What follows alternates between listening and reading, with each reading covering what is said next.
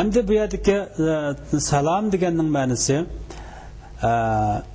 shayton bu kechida ibodat qilgan insonga hech qanday bir aziyat yetkazolmaydi.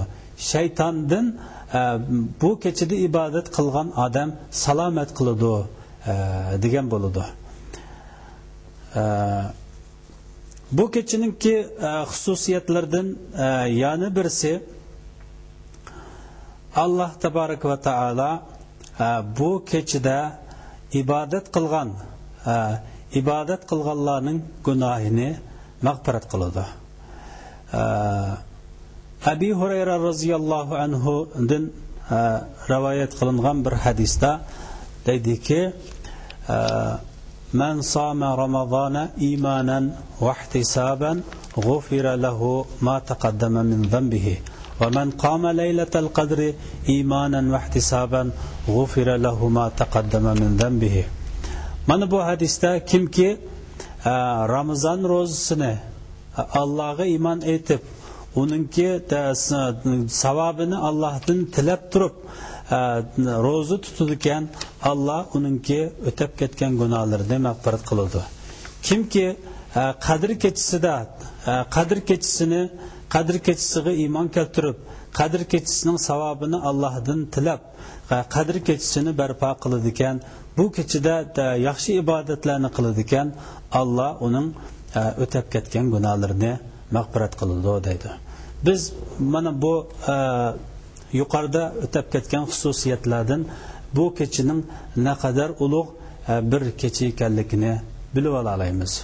Hurmatli qarindoshlar, biz yuqorida deb o'tab ketdik, biz islomga to'liq shaklda kiraylik.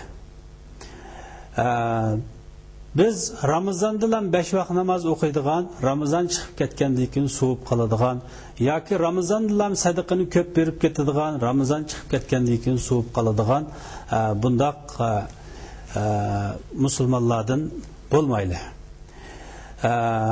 Kimki Ramazon uchun ibodat qiladigan bo'lsa, Ramazonga ibodat qiladigan bo'lsa, mana biz Ramazonning oxirisida turibdik, Ramazon tugaydi. Ramazon chiqib ketadi. Kimki Allohga ibodat qiladigan bo'lsa, Alloh albatta tirikdir, albatta bizning qilgan ishlarimizning hammani ko'rib turuvchidir. Alloh baqidir, bizning amallarimizni har zaman ko'rib turuvchidir, bilib turuvchidir, anglab turuvchidir. Unda bo'lgankan biz Ramazonning ichida davomlashtirgan yaxshiliklarimizni, Ramazondan olgan energiyalarimizni boshqa oylarga biz davomlashtirishimiz kerak, boshqa oylarga yo'tkishimiz kerak.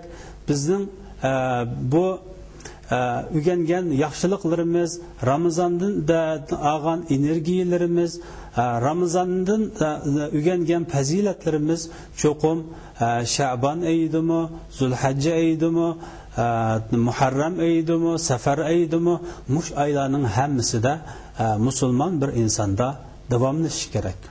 Shuning uchun Alloh tabarak va taolo hammamizni mushu oyda gunohlari mag'firat qilingan qullaridan qilsin. Bizim vatan xalqimizni Xitoy zulmlaridan patroq azod bo'lishga nisib qilsin. Allah hammaga qodirdir.